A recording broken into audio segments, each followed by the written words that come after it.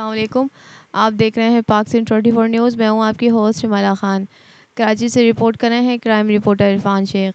Governor Sindh Kamran Tessori की दारुल उलूम मेमन की पहली दस्तार फजीलत में शिरकत।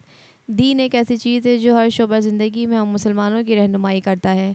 इस तरह की जामियात का क़याम मुल्क अज़ीज़ के लिए बहुत ज़रूरी और फ़ायदेमंद है। पास आउट होने वाले तलबा को मुबारकबाद पेश करता हूँ।